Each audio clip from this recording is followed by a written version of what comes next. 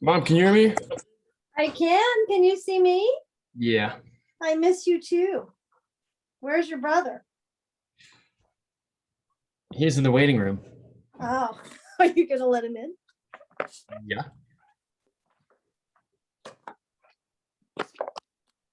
Hi, Daniel. We can't hear you, Daniel.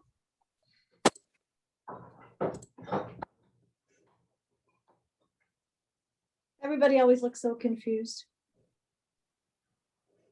We can't hear you.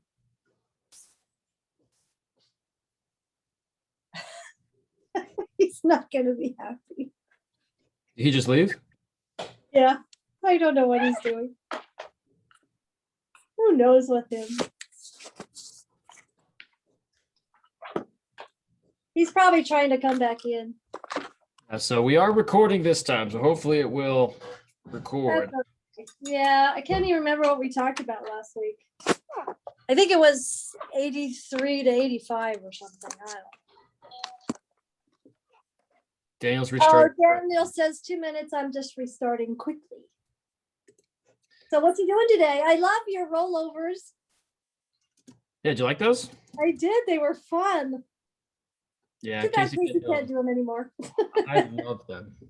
I think they're great. I think they're so easy. I know. I think I may be doing them wrong. You hold up your legs and your arms, right? And you roll over. Yeah, that's it. Yeah, it's great. They're impossible for Casey, but he crushes me on regular weightlifting, so it's all fair. Yeah, everybody is good at something. Maybe Did you that's hear what just you not just said over there? perfect. Peanut gallery over there? What? Hear what the peanut gallery just said? What's making you lunch right now? Oh, that. Yeah, you should be nice to her. She said she could crush me in everything, so Oh, well, that could be true. You should be nicer to her. that's very true. Tell her about how you felt the baby yesterday. Oh yeah, we felt the baby on the couch. That's working now. What? Can you hear me? Yes, we can hear you. Okay, that was weird. Yeah, I had to restart my computer. Don't know why. No, that's okay. At least you're here now. What did you say, Tyler? So yesterday I got to feel the baby move. Oh, was that the first time? Well, this was the first like serious time. Yeah, he's ready to get out of there. He's like moving It's getting it's getting a little crowded. Yeah, I bet. Yeah, I got to feel like it was like pushes and like twists. He like twisted away at the end and it was done with us. Yep, it's a little Tyler. Yep. So what did you think of the sonogram, Tyler? I loved it. That was the first one you've gone to, right? Yeah, the only one. Yeah, it's kind of freaky. I liked it. That's good. I was excited. Yeah, that's good. What's new with you, Daniel? ICM. Oh, okay. Oh, actually, the small paper that I wrote at the beginning of the month, that one was accepted, but that was expected to be. So that one's accepted. I'm waiting tomorrow. The reviews for the serious one come out. On a Sunday? Yeah. Oh, did I tell you guys how serious this conference is, by the way? No. What conference? The conference that I put this paper in. In computer science, you put papers to conferences and you don't put them to journals. Like, this is just what the field does. This is the 6th best computer science conference in the world. Where is it? It's online this year. It was going to be in Atlanta. It goes everywhere. It's the International Conference on Machine Learning. Yes, Hotlanta. you told me about that because you were gonna go last year, right? I mean, no, I wasn't going to go to that one. That was a different one. Oh, okay. Well, Wait, that's so the review's been good so far?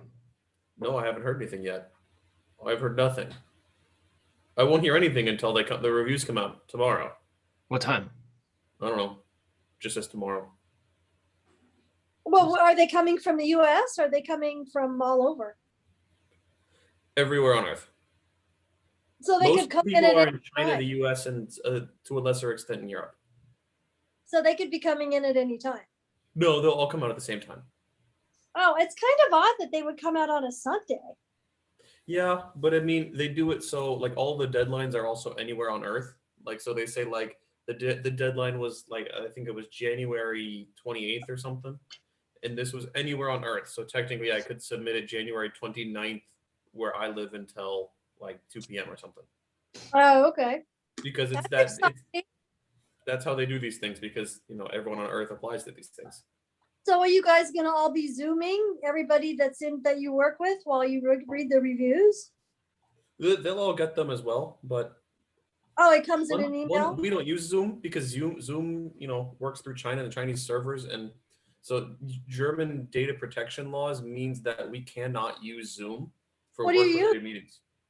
We use Microsoft Teams, which has local servers in Germany. Oh, which means okay. we can use it. Whatever. Everyone has everyone's information. Well, the difference is there are weird laws in Germany about how information is collected, and then it has to be anonymized and stuff like that. And Zoom doesn't do that at all. Well, That's exciting. I've accepted that China has all of my information and can do literally too. whatever they want, whenever they want. Well, Me too. I have a Chinese-made phone. They have it if they want it. Yeah, Samsung. Yeah, done. Gone. Oh, Samsung's not Chinese. Samsung is Japanese. Okay. Actually, no, Whatever. Samsung is Korean. Sorry. And they're not stealing any information? I mean, they are, but Yeah, okay. it's I think Korea, not everybody- China. Right? Everybody is, even the Americans are. America's stealing everyone's, yeah. Google I Maps. mean, the difference is the other people that are harvesting your data don't have a literal army. Facebook. Facebook doesn't have an army yet. They're The probably working on Facebook army. Yeah, right. it. It's an army of anti-vaxxers who are ready to, risk the lives of everyone around them. There you go. There you go. Other than that, nothing really interesting on my end. Just working, dreading this, spending a whole week essentially staring at this and going like, when are these reviews going to come out? Oh, I should also mention this would be about 25% of my thesis. Like of Oh, my good. PhD, this would be probably a quarter to half of it. But that's Like, great. That's great. Yeah. And so what happens? So what happens if the reviews are good, and what happens if the reviews are bad? Well, if the reviews are bad, then we're just rejected from the conference and we apply somewhere else. But this is what it is. You just move on. But if they're good, then you get into the conference and you give a talk there. So But- you would give a virtual talk? Yeah. Awesome, How long does it Daniel. have to be? Hmm? Your talk, like 20 minutes? I think typically it's 15 minutes. It might be 20 minutes, somewhere in that range. That's a long time. That's actually pretty short when you have a lot of stuff to talk about. 15 minutes is not long at all. It's actually kind of Would Like, you it's be doing the problematic. talking? what? Would you be talking? Yeah, I'm the first author on both of these papers. Like these are my papers. They aren't anyone else's. Like this thing I applied with, this was me. Like I did all of this. That's very exciting, Daniel. How many people do you Oh, I speak should in front of? mention it's less than 10% of papers that apply get accepted though. Oh, wow. So it's pretty hard to get accepted. Yeah, well, I said it's the sixth best conference in the world. It's the second best in machine learning. Wow. Like That's this, pretty. This is top of the line. All right. Well, you're going to have to let us know what the outcome is. Does China Well- dominate this competition? No, actually. Really? It's about 50-50 with the US. Because China, a lot of the publications that China puts out in machine learning, they're pretty much clones of like what other researchers have done. And they might change little small things here and there. So there are some really interesting things that come out of China, but a lot of the stuff is actually done in US universities by Chinese students. Right. Hmm. That's true. And then interestingly enough, Europe does a little bit more niche studies. So there is a lot of things that go on here, but it's more like, so there's this stuff called neuromorphic computing, which is like you develop so imagine a CPU, but instead of it just working on like flipping like ones and zeros in between that in complicated ways, instead of doing that, you can make it to work similar to how like your brain works. And so this Yeah, is one thing that, what? It's AI. No, it's not. AI is something very different actually. Like artificial it intelligence is essentially so machine learning programs, what they really do is they just fit your data. They're just really complex ways of finding an equation to fit your data. That's the whole thing. Like what neural networks, this is all they do. They don't make intelligent choices. They just they fit data. And then like AI type things, essentially what you can do is you can it's more or less a bunch of if loops. This is, I mean, if you really want to boil it down, it's a bunch of informed if loops. Hmm. It's less, but so like a neuromorphic device, it operates differently on a fundamental basis. It operates like neurons in your brain. So it operates with spikes of input and that kind of thing. Thank you So for like when muting yourself, Tyler, so we don't listen to you chew. You can hear that? No, I didn't. I can see you chewing though. I But yeah, see so that you muted yourself. Yeah, I'm just trying to be polite. But yeah, so this Okay, this so- is where this stuff is a lot different. I mean, AI is kind of a broad term that most people look at and go like, it's this amazing stuff. It's like you look at the results, and a lot of time it's like, all right, it looks good, but if you take it to a different problem, it's like, no, it's not taking over the world quite yet. So Daniel, what happens if you get accepted, then you start working on your speech or something? Yeah, I mean, I just have to make the talk. That's not a big deal. And so are you working on the other papers now? I'm working on the next idea, which I have a couple things in mind that I'm working towards. Okay, So well, I got that's a good. couple things. I got a What are couple they? things going. I got some other stuff as well in the hopper. Good. It's getting there. What's hopping? In the hopper? Yeah, what's hopping? Do you really What do you want have to in know? the hopper? Well, I got a couple new optimization ideas and a couple ways that kind of change how neural networks are, like how you find how you tune the numbers within your neural network, like how you find with your solution. I got a couple different things that I'm working on that front. And then I have like a little side project like at work that's kind of like it's translating MATLAB code. It's easy stuff. It's just really annoying. How are your income taxes coming? Ugh, annoying. Did you talk to Shelley? No, I forgot. Can you please send her an email? Yes, I'm putting it on my list, Mom. Okay, good, Daniel. Yeah, April's coming up. It's been extended, I think, till May 15th. Yeah, Casey just said yeah in a very like matter of fact way. Yeah, I was- Shelley's not happy because, well, they figured it was going to be extended, but I think it's only for federal, not for state. Yeah, which is ridiculous, which means it's due April 15th. Can you hear that? Yeah, She said yeah, so it's due April 15th. right. Okay, that's fine. You I mean, can't do state. all this. You hear that? Stupid. She I said you cannot can't hear that. do without federal, so it's dumb. She said what? You can't do your state without your federal. I know, isn't that stupid?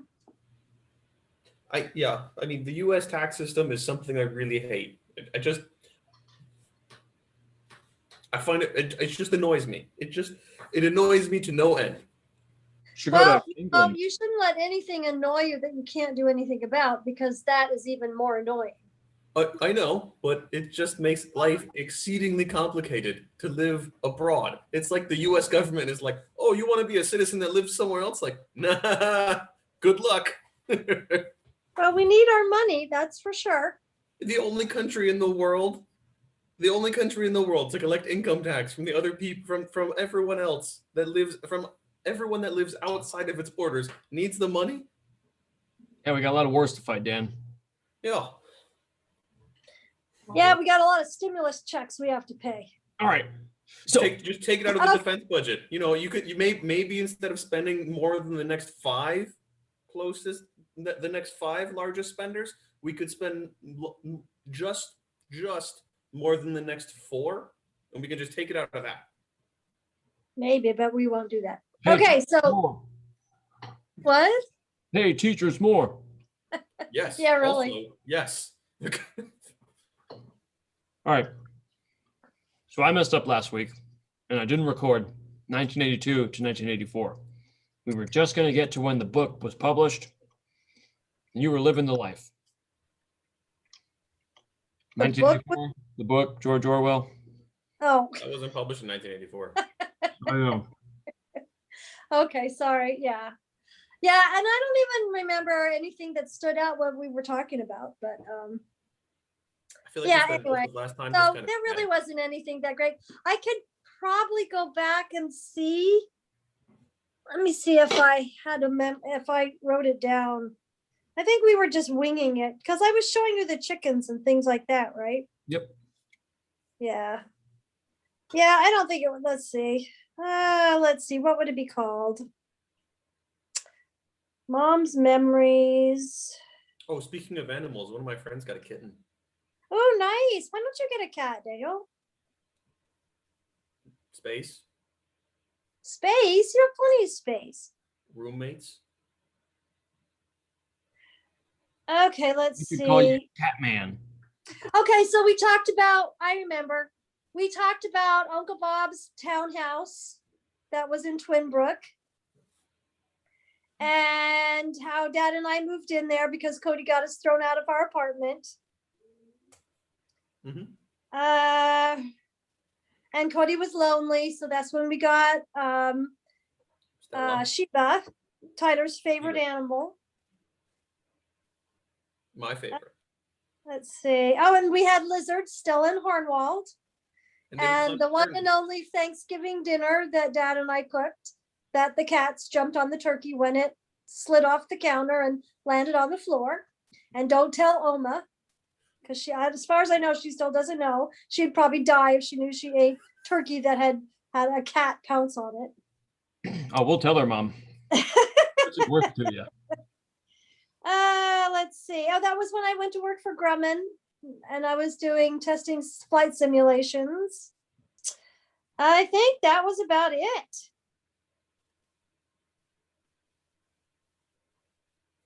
Yeah, so that brings us to Hold on. 19.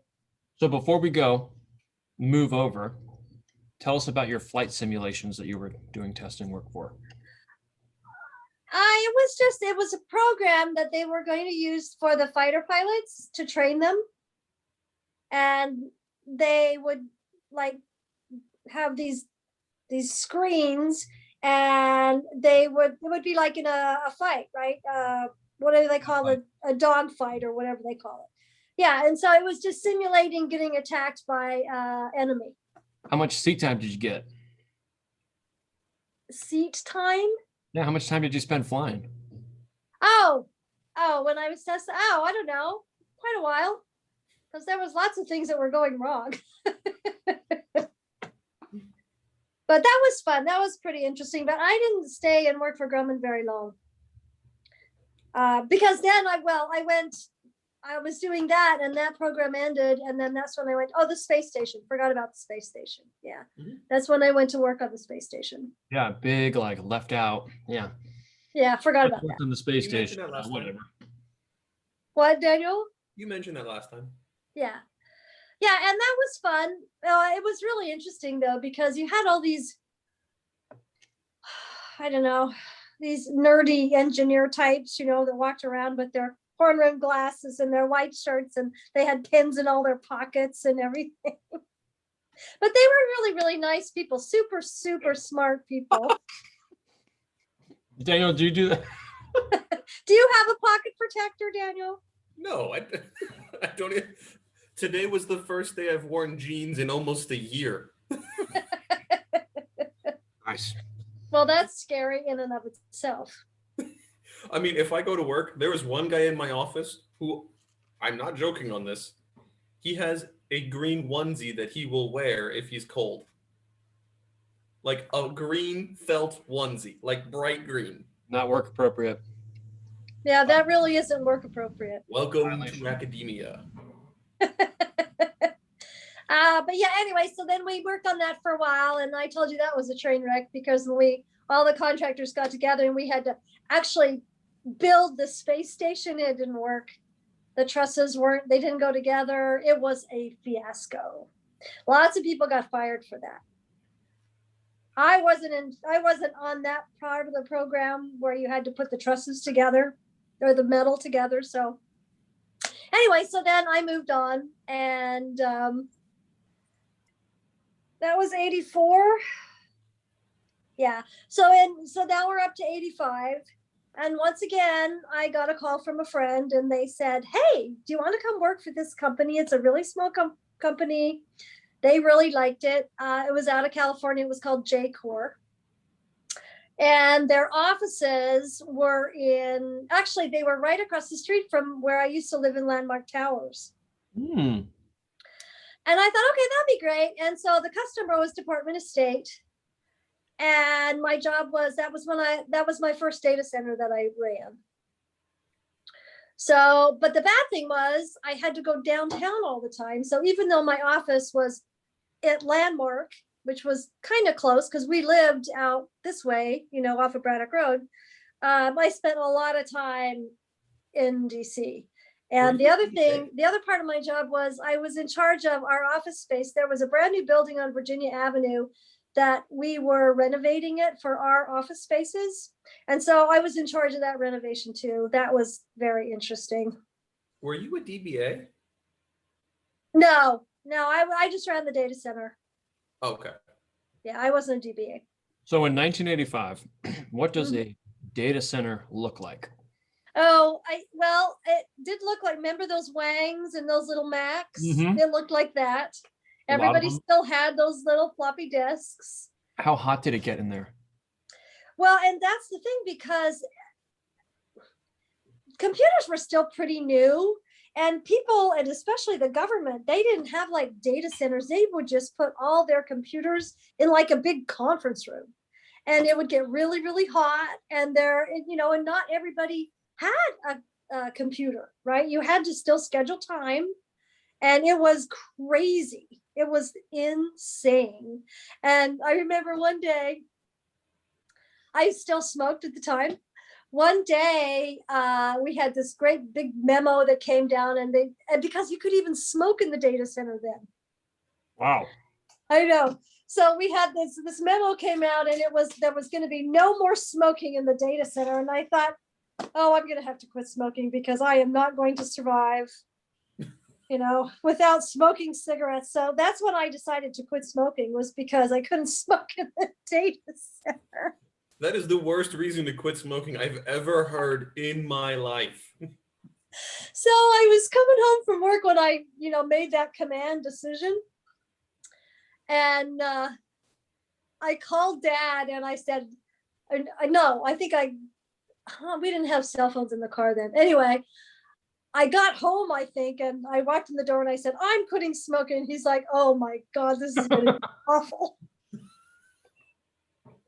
And he was right. He was right. It was awful. It was terrible, terrible, terrible. And backtracking before I decided to quit smoking. So we decided to get married, and we were looking for a house. And we went out to Centerville, and we found this house. It was beautiful. It wasn't on very much land, but it had a wraparound porch, and it was like the kind of house I always wanted, with you could sit outside on the porch and everything, but it really didn't have very much land. And the lot really wasn't that great either.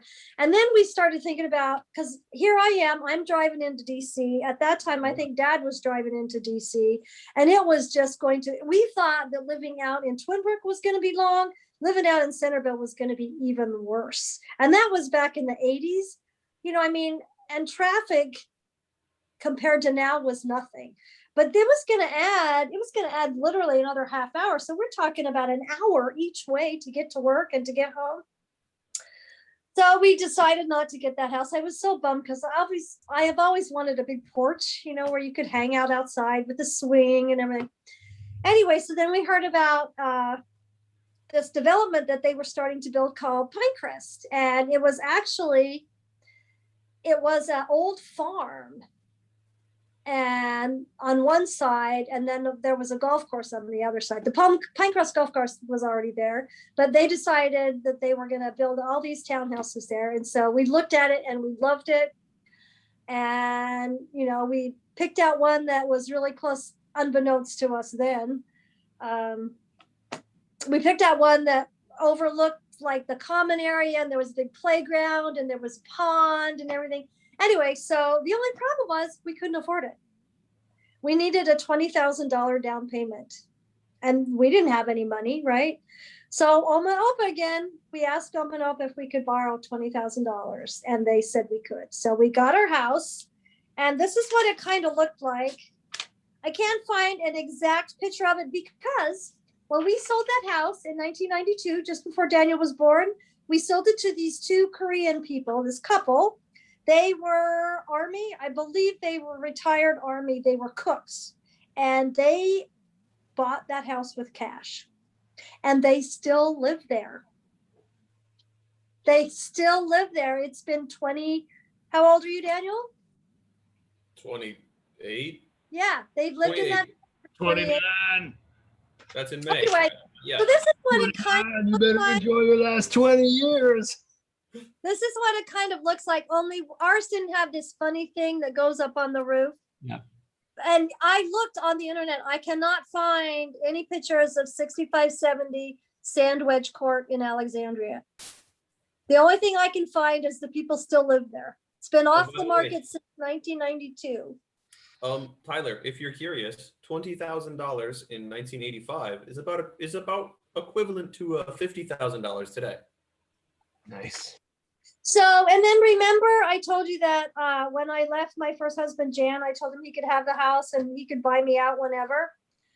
Well, a couple of years after we were in our townhouse, I'm like, you know what? He's had plenty of time. We're talking, I don't know how long it had been, 8 years, something like that. 10. So I contacted a lawyer and the lawyer contacted him and he did end up refinancing the house and buying me out. And I got $24,000 for my share of his house that he sold for $700,000 in 2012. But anyway, so I paid Oma and Opa back their $20,000. That's how I paid them back. So it did work out, but You got $4,000 more dollars. It's a pretty good deal. well, yeah, and we just used it. Well, okay, so when we bought the townhouse, the basement wasn't finished. We couldn't afford to get it finished, so Dad decided he was going to finish that himself. His first home improvement gig. Oh my God, yeah. Hey, I'll Mom, get what to was the that number later. again? What? What was the number again? 6570 Sand Wedge, 2 words, Court in Alexandria, Virginia. I remember the townhouse, Mom. You do? You were only like 2. I remember looking out of the window like on the last day when we were there. Oh, really? What were you looking at? I was just looking out the window. And then I remember I remember being in our house, right? I remember getting placed on the floor, like in my little car seat thing, bopping around. And I remember the cats coming over the top and like looking down at me. That's amazing, Tyler, because you were only 10 days old when that happened. I remember that because I remember the cats. You do? Why do you remember the cats? I don't know. They did that. Somewhere there's a picture of them like almost on top of you in the car seat. Okay, so then anyway, so we bought the townhouse and like everything else, it was supposed to be ready. I think it was supposed to be ready the beginning of August or something, but they were late finishing and we were going to get married in the middle of September. So, it's like this always happens to us, right? We didn't even, I think we were only in that house like a week or 2 before we had to get married. So In the Pinecrest house. in the Pinecrest house, yeah. So I think we moved in. We didn't have too much stuff, but all our friends helped us and the cats, we got the cats in there and it was really exciting though, because it was a brand new house. And so we got to pick the linoleum. We couldn't afford tile or anything like that. The countertops, that was not granite. That was like linoleum too, probably. Wallpaper on the floor. Block, I think. Huh? Wallpaper on the floor. Yeah, it was, yeah, but it was very exciting and we loved our neighbors. Our next door neighbors were the Santorellis. He and his wife were very sweet. Gene and Kay. He was in the Air Force and he came back to DC. He didn't want to, but in the Air Force, you have to do desk duty. He was a fighter pilot and he didn't want to not be a fighter pilot, but they made him come back. I think when he retired, I think he was like a 3-star, but when we knew him, he was only a 1-star. And that was when Top Gun was right when the movie came out. And he would go to that movie like 3 and 4 times because he missed being in his plane. That's all he wanted to do. He couldn't wait for his assignment to end. And he was going back he never really was going to go back and be a fighter pilot. But he ended up, his next assignment was Moffett Air Force Base in Arizona, and he was in charge of, they call it the boneyard where they retire planes. And when we went out to visit Aunt Laurel, I think Dad even went out and visited him when we were there. But anyway, but our neighbors were really fun. What? Did Dad get taken up in a plane? No, because Gene wasn't allowed to fly anymore because he was old. Fighter pilots usually don't fly, past their 40s, but he was well into his 40s and he was still flying. But it was so sad because he loved flying, and it was just like, it was killing him to be behind a desk every day. And our other neighbor, do you remember our friend Jason? He helped us build our deck in the Kingston Drive house. Maybe. It Yeah, rings he a had bell. blonde hair. Yeah, but our other neighbor was his mother, and her name was Vida, and she lived on the townhouse on the end. And she was our neighbors were the best. I mean, we would hang out because we'd have on the front porch because the houses were so new. We hadn't built our deck yet or anything like that.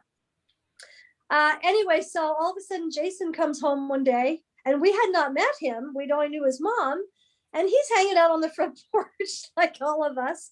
And he tells his mom that he's decided he's quitting college because he doesn't like it. I think it was going to be an engineer, but he only had like 3 classes left. His mother was not happy. And so his mom said, well, what are you going to do? And he's like, I don't know. I think I'm going to start building fences and decks. I can do that. And so he started, I think it's called Sunworld. I think his company is called Sunworld. And he and Dad built decks on the weekends for years, and fences. He helped us build our deck. I think he did our fence too, because we didn't have a fence either. So Dad would help him for many years just on the weekends. And he's very successful. The last I heard, he was living in a McMansion out in Leesburg. What are we doing? I don't know. I can't remember his last name. Jason. Dad will remember. Jason Derulo. Do they ever hang out still? Do they talk? Does Dad talk to anybody? I don't know. Maybe. Be good.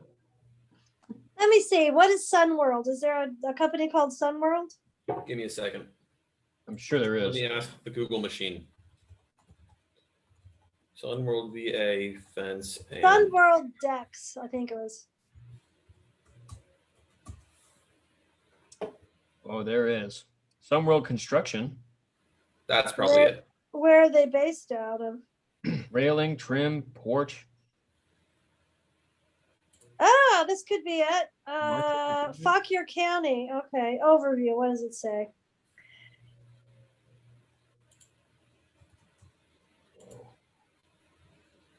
Yeah, you know what? I should have talked to him to get my deck done instead of those crazy people that built mine. Oh, well, you got a great deal, Mom. Uh, I don't see anything about Jason on here, though. He may have sold it. maybe it's Sunworld Construction Sunburst. General Maybe it's Contractor. Sunburst. Let's see. What's Sunburst? I mean, I think we're getting a little bit off topic. Okay, anyway, so no, I think it's Sunworld, but ask Dad. Anyway, so we loved our neighbors, and but anyway, so by the time we moved into the house, it was almost time to get married. And so Aunt Laurel and Uncle Darrell came for the wedding, and this is where we got married at Fairlington United Methodist Church. I know that church. Yeah, you do. At where, Mom? It's called Fairlington United Methodist Church. The address is That church is in between the highway and Kingston. Not It's- Kingston yeah. Drive, Kingston Mall. Like it's at that huge intersection right on the right side, right next It's to on- on the other side of the intersection is what is it? It's Jeb High School, I think it is. Well, it's 3900 King Street, but it's right up the street from Momanopa. You can look Yeah, it up. it's- It's I know 3900. exactly where that is. You know, if you get off, I think it's if you get off 395, and if you take the right, and if you get off 395 and you're going towards and you go towards like Kingston, like the movie theaters and like where Top Golf used to be, going down that street where that main light is, where there's 2 left turn lanes, and if you're going this way, it's right there, isn't it? No, you go down 395 and you get off on, I think it's King. And was then the address again? it's by Fairlington. There's a bunch of townhouses there. If you just look at 3900 King Street. Fairlington United Methodist Church. Probably been there many times. But anyway, so that's when we got married. And let's see, what do I want to show you? Here's us. Here's me and Dad getting married. Nice. Look at his hair. Yep. And let's see, here's Dad's, he was our best man. His name was, I can't remember his name. Anyway, I kind of I don't know, look at those big puffy sleeves. You know, I will say suits have come a long way. That was a tux. That's not a, let me show you. See if you can see this one. There's, it's kind of, but that's Aunt Laurel and Uncle Daryl. And Oma and Opa are on the end. That mustache is fantastic. I The can't Laurel see looks it. the same. I know, right? That was when we were into having permed our hair. There's a lot of pictures, but it's hard to see because of the glare. So this way? What'd you do, Ty? Oh. Yeah, This that's it right there. Yeah. Can you click on it to see a picture? So, okay. I'm looking at the picture. 395.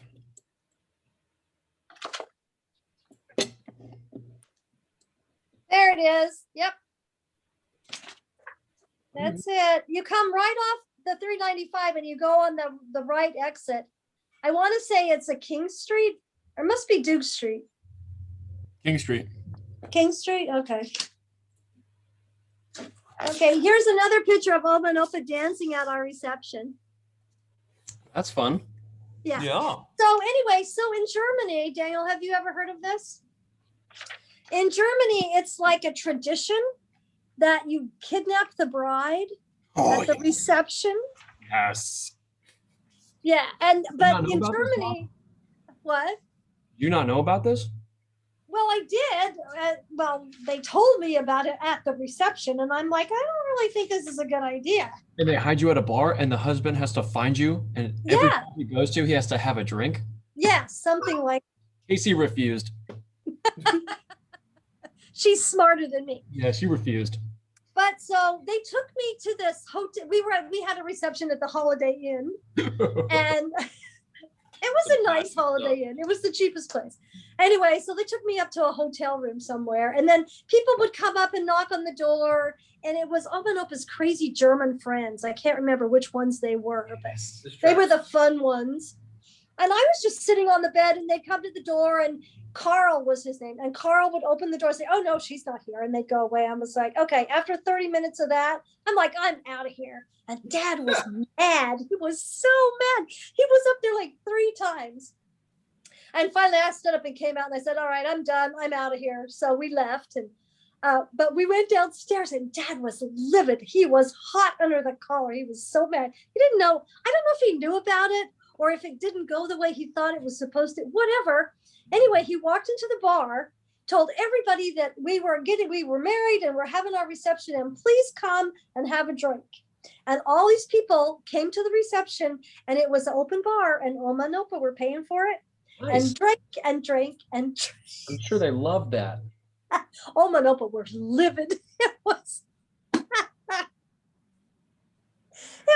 very funny. It was so funny. And it was kind of like, that's what you get, right? And open bar. It wasn't just wine and beer. It was hard liquor, whatever you wanted. It was like all out there. Oh, God. Hefty bar tab. Yeah, Oma was so mad. She would walk up to people and say, "Are you a friend of the bride or the groom?" And they're like, I think the groom. Oh God, that's great. But anyway, so somehow before the wedding day, Dad got poison ivy and he had it all over his body. It was even in his eyes. And it was so bad. You can kind of see it in some of the pictures, but it was so bad that at the reception, I think Oma and Opa were still really good friends with all Bob's doctors and nurses, and Oma and Opa invited everybody in the world they knew to the wedding, right? I'm pretty sure one of Bob's nurses actually went out and got some prescription salve for Dad to put on his face because he kept rubbing his eye and it was inside his eyelid. Oof. Oh, yeah, it was awful. Anyway, so we had a great time at the reception. Oma and Opa were mad. After the reception, we wanted to like do the limousine ride. So we got in the limousine and we drove all around DC and looked at all the monuments and everything. It was very fun. It's fun. Very long day though. And then the next morning we had like an 8 a.m. flight because we were going to go to Hawaii for our honeymoon. Daniel, never do that. Never do anything early in the morning the next day. Oh God, it was horrible. Yeah, I could tell you that. I could tell you this is a bad call. It was horrible, but we were going to Maui and we were only going to be able to go. I really wanted for my honeymoon, I really wanted to go on the train ride that you start in, I think it's Vancouver and it goes all the way up to Banff. Daniel, remember me telling you that I loved up there? But the train takes 2 weeks. It goes from one end of Canada to the other and it's just spectacular views. You mean not from Vancouver to Banff? You mean like from like It's- Toronto to Banff? No, it's probably, well, I think you get on the train in the United States, so it's probably like Washington and go up. I mean, but because that's not that far from even like Washington, even from like Seattle to Banff. That shouldn't take 2 weeks. That takes like 3 days max. Well, you have to come back, Daniel. Yeah. Yeah, but I mean, you can't. Okay, I There's no thought you meant like planes 2 in weeks Banff. each way, and I was like, that's a lot of time on a train. Like, No.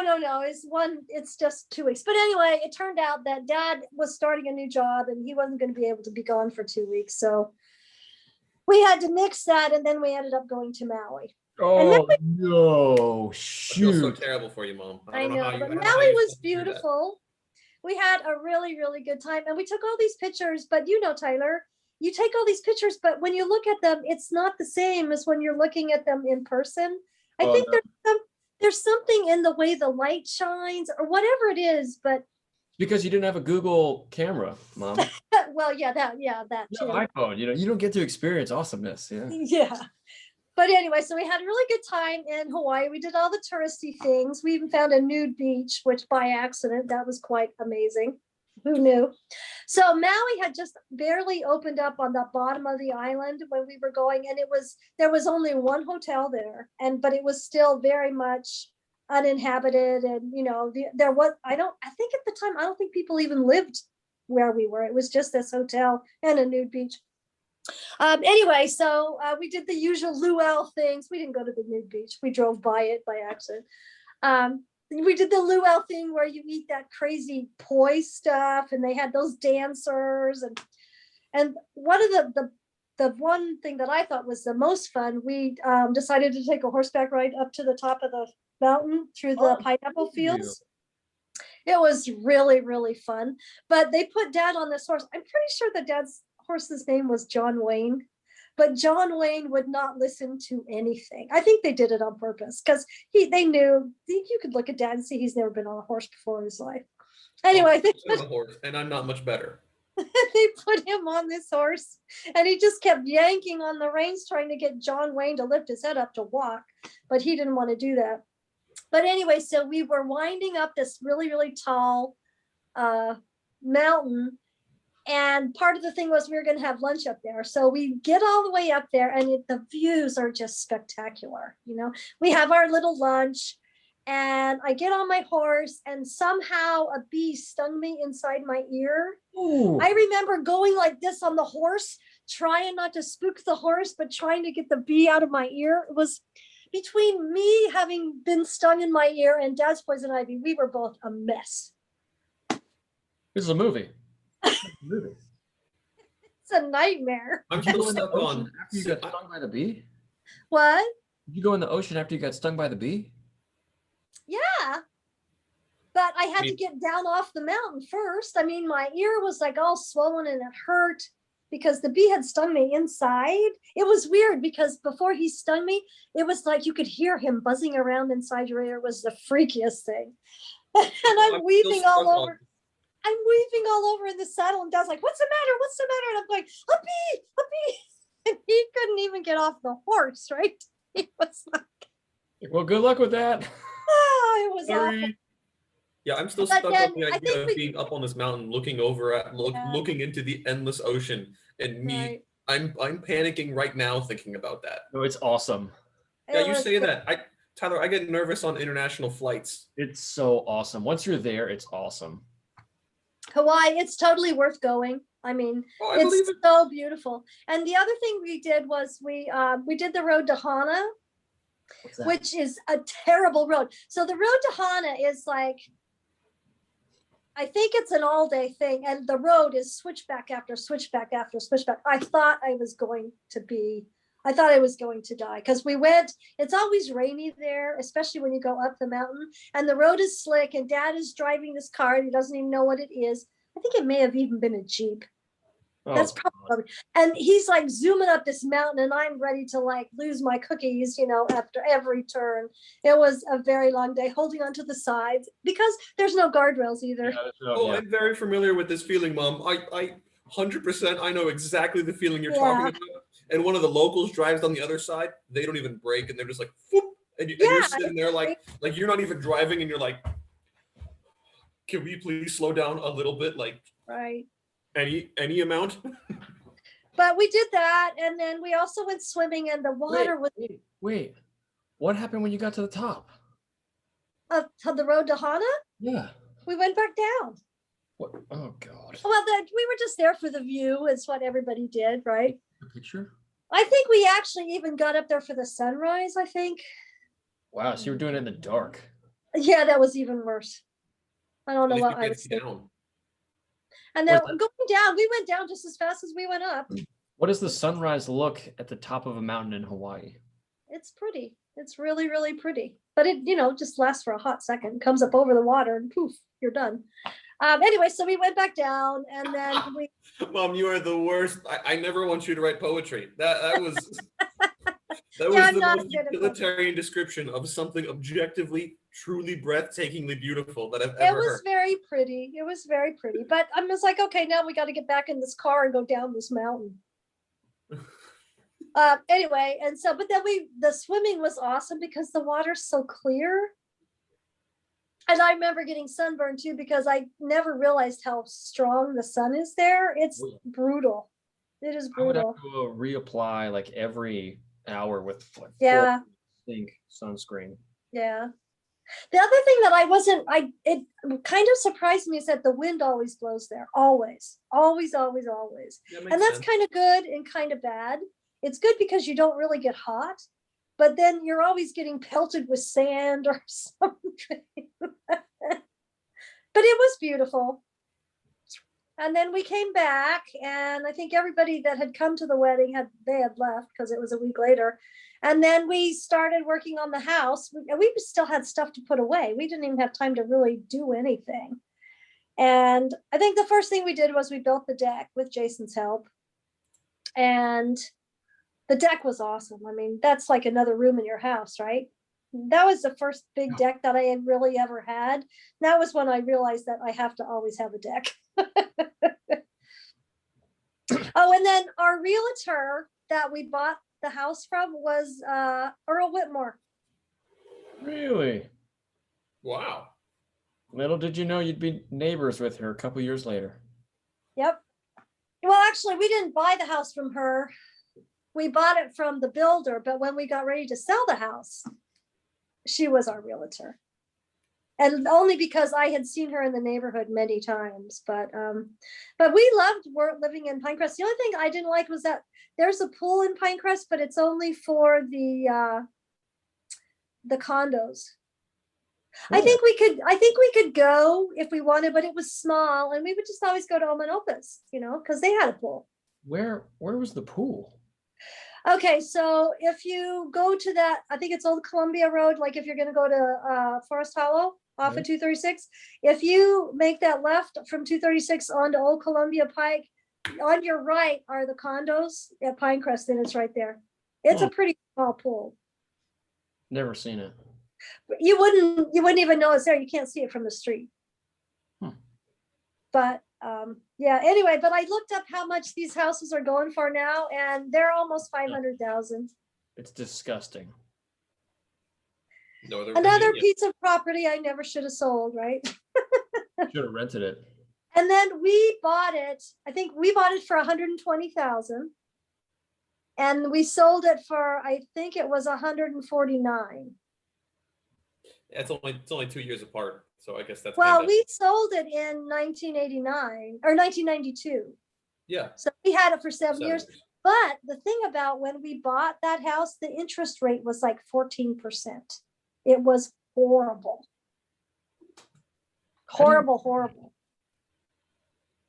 Not like now where you can get like 2.5 or something. Yeah, it's nothing. Yeah, yeah, Well, because So- no one can afford houses. I know. Well, that's the thing. Who can afford houses? That's true. It's like, hey, we'll give you low interest rates. It's like, doesn't matter. Right. Okay, so then we came back and I was still, I was still working for J4.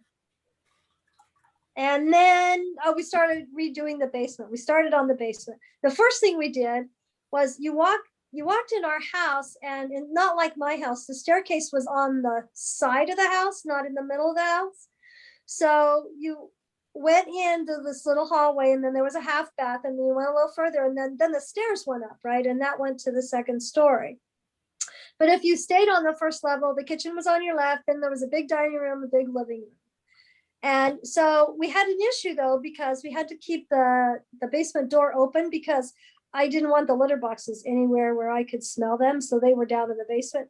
So the first thing Dad did was he cut a hole in our wall in the living room, and we made like a little cat door. How did that go? It was fine. That worked out well. But then when he started working on the basement, oh my gosh. One of the things, and this is a lesson that you guys need to remember, if you ever have a house and you decide to do that kind of stuff yourself, you better get all the permits and everything else from the county, because if you don't, when you go to sell it, and this is what happened to us, you have to get everything inspected and you have to fix whatever they find. This is what happened to Mr. Sells's dad, Artie. He had a house in Annandale. And when he passed away, Mr. Sells, Gary Sells, inherited it, and they were trying to sell it. Well, Gary's dad never got a permit for anything. So they have been trying to sell this house almost, I think it's 1.5 years now. And the county still keeps failing whatever Artie did, with the plumbing or whatever. It's a nightmare. So always go through and get your permits. Dad's like, I'm not going to do that. I don't need to do that. And sure enough, when we decided to sell it, Earl is like, well, I need to see your permits when you redid the basement. He's like, well, I don't have those. And she's like, oh God. So anyway, but in our basement, we put in a bathroom. There was a bathroom, a laundry room, a great big family room, and there was a fireplace down there. So we thought, how hard can it be, right? Well, let me tell you, the rough end part isn't bad. But then when we did the drywall, it was horrible. It's worth the money to pay somebody to do drywall and spackling and painting, because I remember Oma and Opa and I and Dad down there in that basement. We'd be sanding, we'd be covered in sand, and it would the stuff wouldn't stick on the wall. It was horrible. It was horrible. That But sounds we like did end drywalling. up finally finishing it, huh? That sounds like drywalling to me. Yeah, it's horrible. I would never, ever do that again. I mean, those people, they deserve every penny that they charge. But we lived there for quite a while. I mean, we lived there until 92. So that's a pretty good bit. Yep. Yeah. Sounds like And you finished it. so- Judging by your description of these construction efforts, it probably took every minute of the time that you worked that you lived there for these things to be finished. The And so stairs were a ladder. Halo, right? We are both working full time. Dad is working on the weekends with Jason building decks. So there wasn't a whole lot of time because we didn't have any money, right? Yeah. Jason would pay him. He'd pay him good money, and that's how we really got the money to refinish the basement. But it took a while because, it was just, we were always working all the time and we couldn't afford to hire anybody. And the stairs in the apartment, they were a lighter color, right? The stairs, Yeah. oh, in the basement, yeah, they were a different color. The carpet in the main level was, I think it was lighter than the carpet downstairs. Yeah. I mean, it was all different shades of beige, but though it was darker down in the basement. Yeah, we couldn't really match it. But yeah, that was, I don't know. I don't know what Dad's memory of finishing that basement was, but it just, to me, it felt like it took forever. And then, you'd sand or do whatever, and then the rest of your house would be caked in Sand. dirt. Yeah. Sand, right? Yeah. But no, we really liked living there. I mean, it was a good house. I mean, it was probably, I would say it's probably, I don't know the square footage. I think this house is a little bigger. I think so too.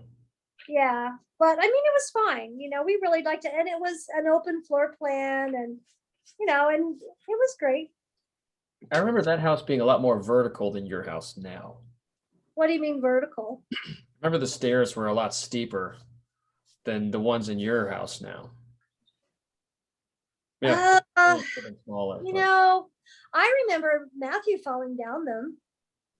Who's Matt? Oh, Well, yeah. okay, so that was, because Aunt Laurel came for the wedding with Uncle Daryl, and she was pregnant with Elise in that picture. But Matthew was a baby, and I don't even know what happened, but he was at the top of the steps. And the next thing I knew, there's this baby arms and legs going down the steps, and Matthew's at the bottom. It was very scary. Well, it worked out because he's like an engineer. Like, He's Yeah. fine. He didn't land on his head, so that was good. I don't remember. It probably just looked. I think the steps are the same. I remember there are 13 steps there too. You remember how many But- steps there were? I know it's a weird thing with me. I I count count them, steps. but I count steps, but I never remember how many there are. Oh, I count them all the time. No, I'm the same way. Like I count them up, then it just like I flush the number out. I don't know how many there are. how many steps are in your house right now, Mom? 13. Well, and then there's one outside. Technically, it's 2 because you have to step into the house. That's not really a step though. That's a threshold. But you're right. You do have to step up. And that was an issue too. Like when I was in rehab, they would say that was the first question they'd ask you, how many steps do you have going into your house? And I would say 1, and they'd be like, oh my God, you're so lucky. Because some people that live in townhouses, they have 13 steps to get to their front door. Yeah. So yeah, Moving in would be terrible. yes. That's why you need an elevator, right? Oh God. Well, and that's good and bad about living in a townhouse. You always have steps, but it's good because you're always up and down the steps, right?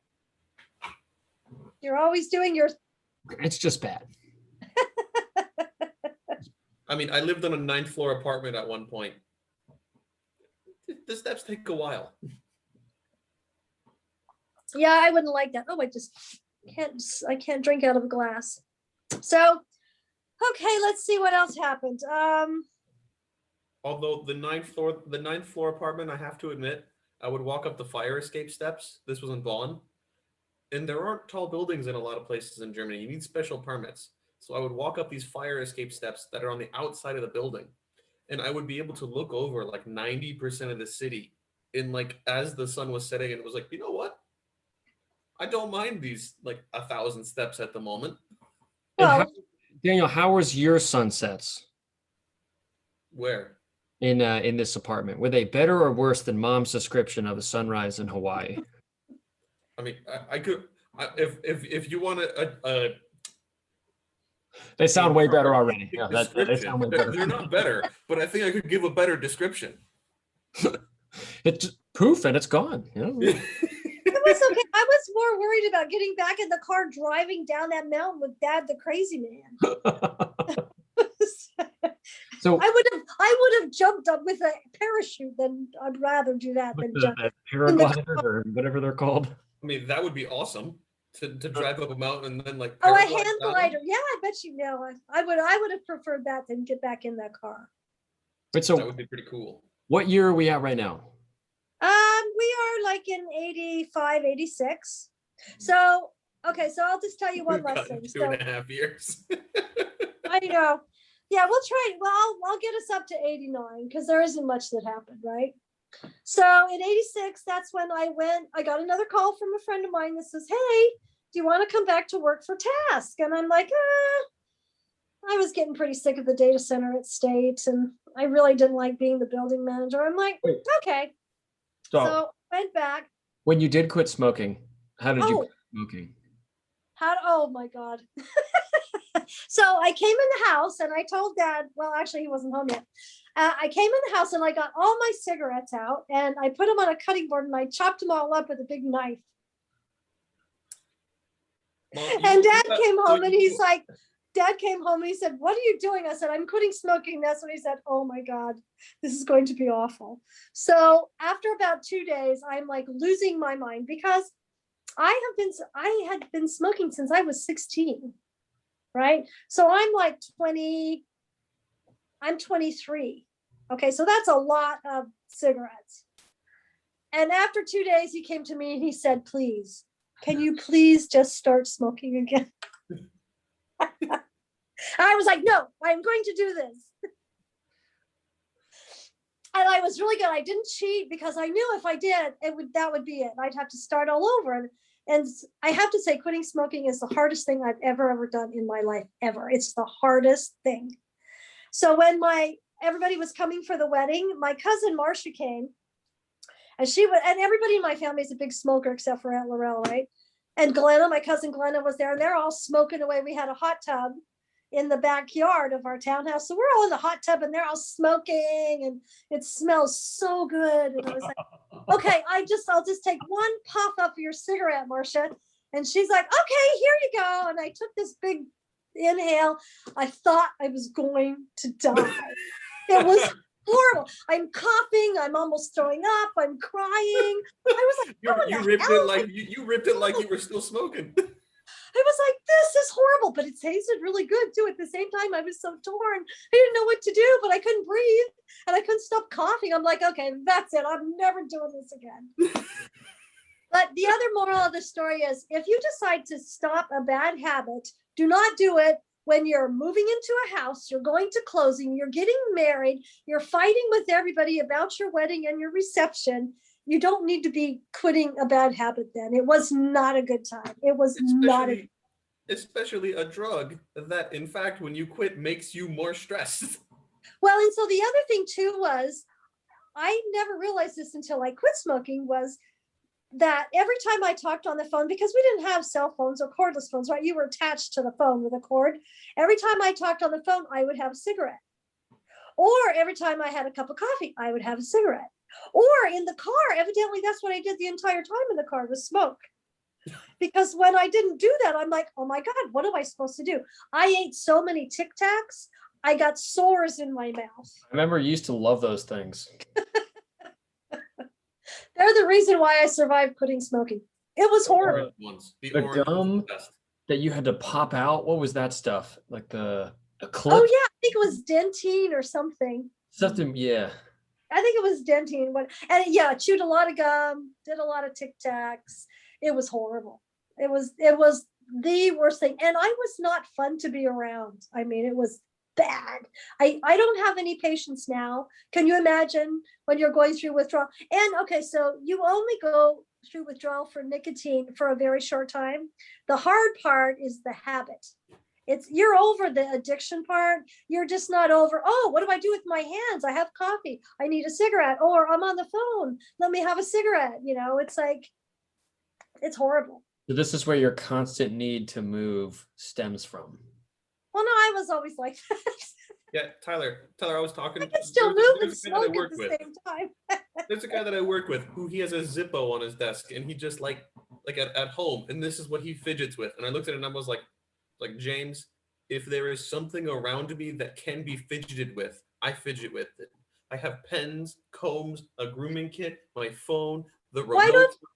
Why don't you get him and you one of those spinner things? Everybody loves those. Do you know what they are? Yeah, no, the lighter is more fun. It clicks and creates fire. Oh, see, that would drive me crazy. No, no. Yeah, so quitting smoking was not fun and it wasn't good timing. And it was so funny. I didn't even laugh when Dad begged me to start back up. I just got mad. I'm like, what? Please start smoking. Well, it's funny with hindsight.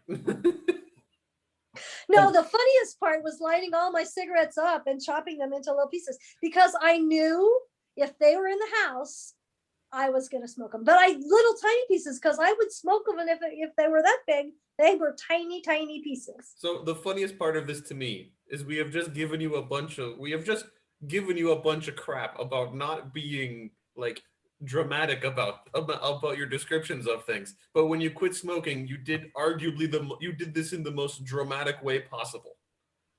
That's how I roll. What can I say? If there's a It was bad like, time to do something, I'm going to do it. hey, it sounds like it's a Copeland family trait. I Yeah. think so. Yeah, it's a double whammy for you guys.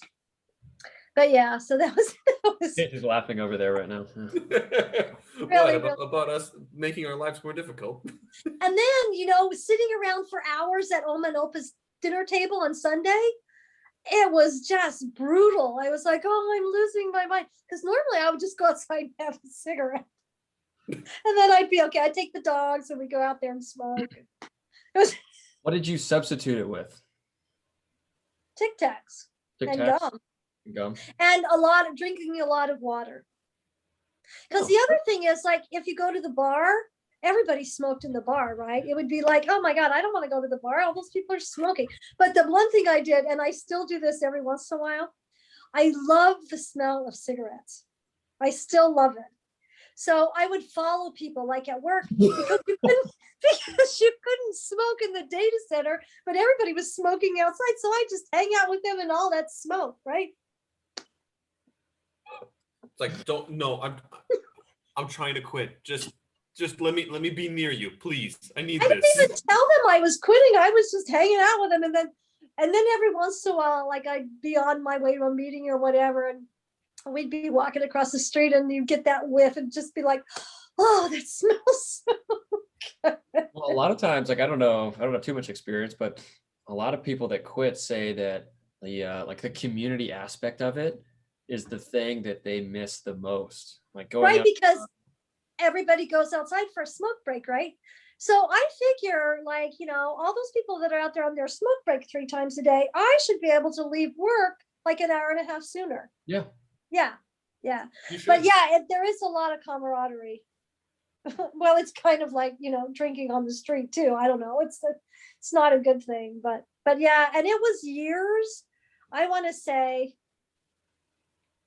it was probably a couple of years before, smelling cigarette smoke on clothing or something like that smelled terrible for me, because it took that long for me not to be like, oh, I smoked in this jacket.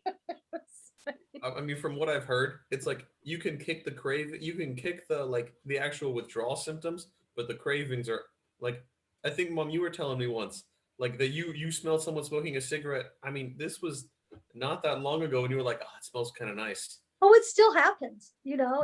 and it's something about Marlboro cigarettes. I don't know if they're still that way, because I'm not around cigarette smokers anymore, right? Because that's been, all that has been taken away, unless you're a smoker and then you go 100 feet out of the building or something, you very rarely run into people that are smoking. But there's something It's about very Marlboros that just smells so good to me. It's It's weird. like it is very weird to me. Like even where I work now and where I worked before, there was maybe I knew maybe of 10 people who smoked at work. Like in Ulish, the whole time I worked there, I think I maximum 10, maybe 20 out of like 200. Well, I think it's actually becoming more popular here. I think a lot more people are smoking, and especially with COVID, I'll bet you there's a lot more, because it's a stress reliever thing, right? You can't do anything. So I'm pretty sure when that study comes out, there'll be like 100% more smokers or something. Did you guys see the stats from the alcoholism rates during COVID?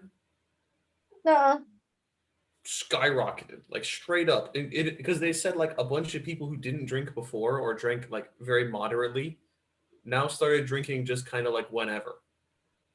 Yeah, why not? Yeah, Daniel, people aren't even getting out of their jammies. Of course. I they're know, but like that's the thing is like, so they said like the people who would have like a couple drinks at home, typically they might drink a little bit more, but it was the people who were like social drinkers that like Oh. really kind of went off the deep end, and they were saying this, and it was like, wow, that's startling, the numbers that are coming Yeah. out. There's Addie. Hello, Addie. Here's Addie. Addie's in trouble. What did she do? Addie decided she didn't like the litter box while I was gone and decided to do poops all over the house. What a Nice. jerk.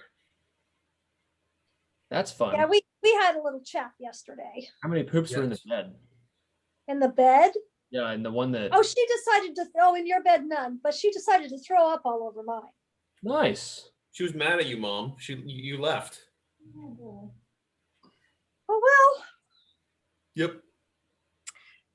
Anyway, so okay, yeah. So all right. So now I'm getting ready. What time is it? Oh, shall we just stop here? This is probably a good spot. Yeah, this was 1985. Yep, moving into 86. 80, okay. 1986. We're getting there. 2 years It's down. taking a while.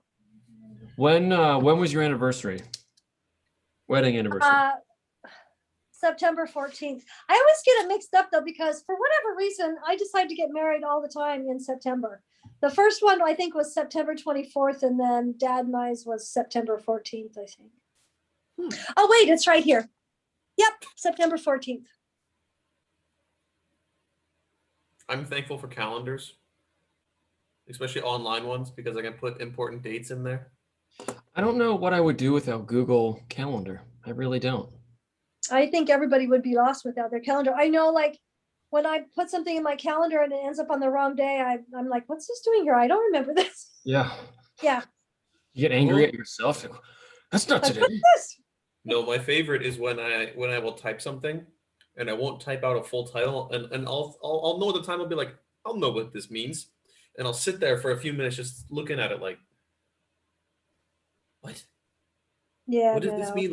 Like it was my friend's birthday a couple weeks ago, and I had just written like his name is Arvand, and I just wrote Arvand. Like that was all I wrote on this, like the reminder for his birthday. That was all that was written, and I was like, Oh yeah, that's not a good idea. like, do I need to? Did I say I was gonna like bring something to him? Did I borrow something from him? I need to Are give you back. sure you're not getting into your 30s, Dan? Are you sure? Tyler, I haven't You're been able old. to remember stuff since I was born. You're getting old. You getting some I mean- cobwebs up there. Oh, Tyler, like, do you remember me writing out words to try to remember how to spell them for hours No, every day? I remember that.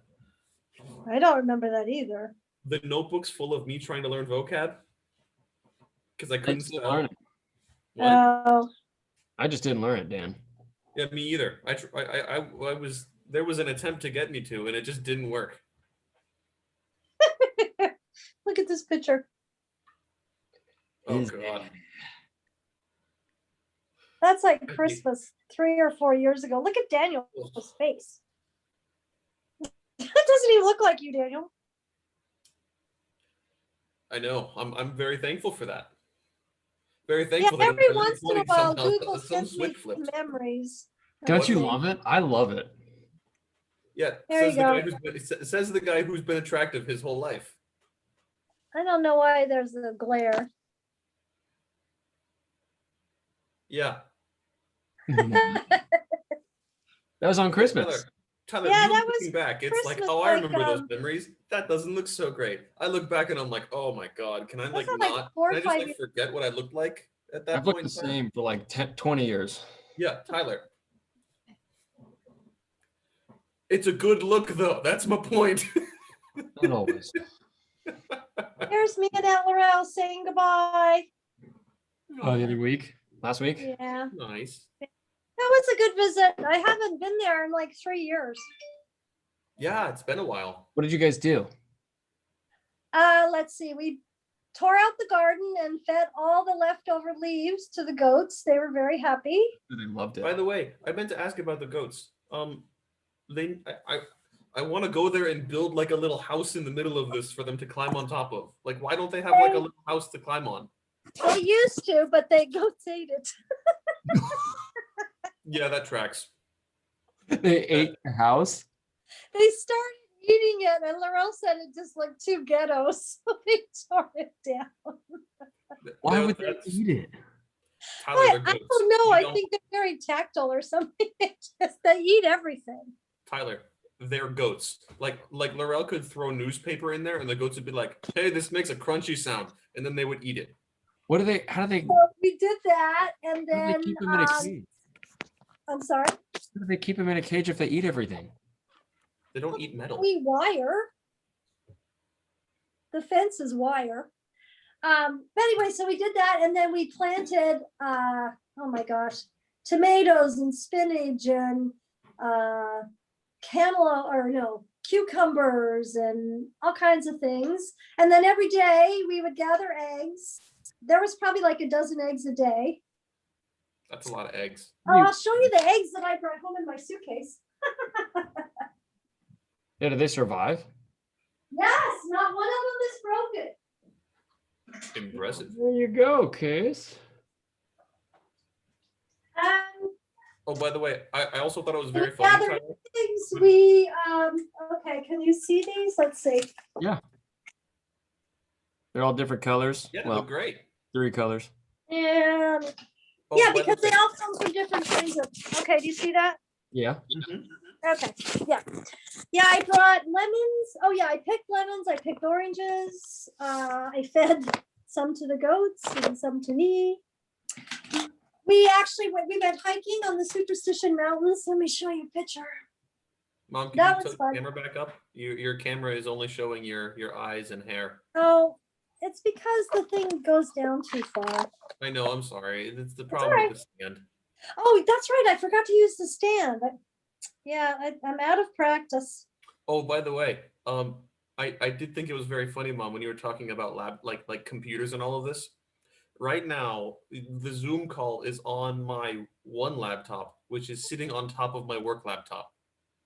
Wow, that's beautiful. That's the Yeah, Superstition How Mountains. tall were those cactuses you took a picture of? They must have been like Oh. 20 feet tall. Yeah, they were really, really tall. And here, there's hieroglyphics. We hiked up to where the hieroglyphics Yeah. are. Okay. Are those real hieroglyphics or is some like teenage kid like spray painting that? No, they're real, evidently. Look at that. And they're Yeah. just hanging out? Yep, they're just Awesome. there. Isn't that Tyler, cool? It's dusty. Yeah, and it like doesn't this rain that much. cactus. That cactus, like these little babies are probably 6 feet tall, and that guy was like huge. 30 Isn't feet he tall? beautiful? That's awesome. But this is my favorite picture. This. Okay, so this is what inside of a cactus looks like. So They that have, must have been enormous. yeah, it was, but these things right here. So this cactus is dead, but the inside remains. It's like it's how it gets water to all parts of it. It's like this fibrous stuff. Isn't that cool? Yeah. Aren't So they? this cactus was probably like 4 feet tall. So that guy, you can see how tall he was. Aren't all the cactuses like dying? Or like there's some like fungus? I don't know if they're dying, except for, they're building everywhere. So there isn't a whole lot of places for them to be in the wild. Yeah. Yeah. Well, that was another Yes. picture of, Yeah, massive. those are Wow. huge. But it's just like, yeah, this is my favorite one. I love him. Yeah, it was really fun. There was snow at some of the peaks too. Did you see any watchers? Watchers? Yeah. Dark, shadowy creatures that watch you. Good note. Good news. No, they must have been hiding. The saguaro cactus is not endangered. Well, that's good. Well, I think that they're not getting as tall as they normally would because, they take a long, long time to get that tall. Decades. Yeah. But so where we were, have you guys ever heard of, so evidently there's a gold mine and the guy died before telling anybody where it was? Yep. We were on the Lost Gold Mine Trail. So supposedly there's a gold mine up there, but have you ever heard of the story of the Flying Dutchman? Yes. Look it up. This is where the Flying Dutchman was. The Flying The Flying Dutchman. Dutchman is the story of a prospector who really wasn't Dutch. He was German, evidently. But they thought he was Dutch. Anyway, the Flying Dutchman, he's the one that had the mine. And supposedly people have tried for years to find it. And a lot of people go up there on those trails and never come back. Yep. Yeah.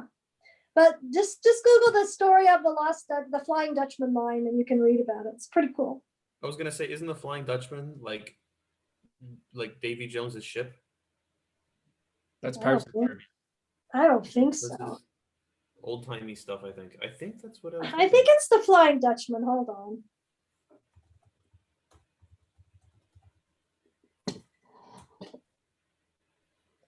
Flying Dutchman mine. Let's do that. The Flying Dutchman is a legendary ghost ship which was said to never be able to make port, doomed to sail the oceans forever. Okay, so it's the Lost Dutchman's gold mine, not the Flying Dutchman. I was gonna say, I was like, huh? Okay, so the Lost Dutchman's gold mine is, according to legend, a rich gold mine hidden in the southwestern United States. Location is generally believed to be in the Superstition Mountains, which is where we were, near Apache Junction, which is where we were, east of Phoenix. Beautiful. I've never been to a desert. Oh, I love the desert. Well, actually, where I grew up in Bear Lake, it's considered high desert. Huh.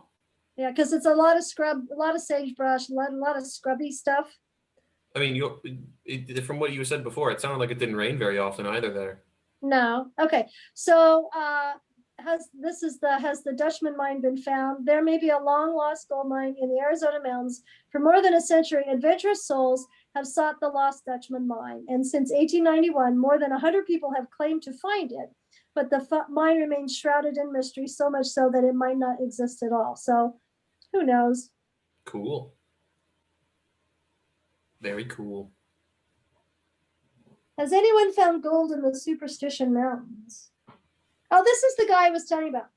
Legend has it that in the 1870s, a German miner named Jacob Waltz found gold in the Superstition Mountains, recovered some, and then hid the mine. According to historians, there's some truth to the legend. So then that the guy did exist and he did find gold. So, but there are a lot of people that go up there and don't come back. The other thing too is where we were, where I showed you those hieroglyphics, those were done by the Indians. And so when Americans moved west, the Indians were all over Arizona, right? And so they would ambush like the wagon trains that were coming. And then when the cavalry came to like get them, they would go to the Superstition Mountains and just disappear. And the cavalry couldn't find them because they knew about those little hieroglyphic places. And there's all kinds of little canyons in there that they could ambush people with. And I mean, you went hiking there. The terrain is not exactly horse friendly, unless the horse knows the way. Well, I will say, like, we were on a path, but it was really, really rocky path. You know, I mean, there's rocks everywhere. I don't know how you would ever farm there, but people do. But yeah, I would say probably they had mules. Well, the Indians had horses though, but so they would never have. But the horses knew the area and they knew how to handle the horses on that area. I mean, if you grow up in this place and you ride horses all the time, the horses and you both learn how to handle that. Right. If you're just on a horse from let's call it not that area of the US, it's gonna be a rough time. Right. Okay, so do you guys have any questions about the 85-ish area? Sounds pretty rad. Rad. Pretty groovy. Yeah. All over the place in your references here, Tyler. All righty then. We'll continue on to 86 next time. This is taking forever. It's awesome. Are you still doing Oma? I still need to call her. I haven't. Every once in a while, yeah, but we haven't done it in a while. Is she just busy? It's more me. Uh, I mean, Oma is busy, but she does have a lot of free time still. well, she's retired. You're supposed to have free time, right? Yeah. All right, guys. All I'm gonna- right, guys. Good talking Love to you you guys. guys. Love you guys. Bye. See ya. Love you. Love you too.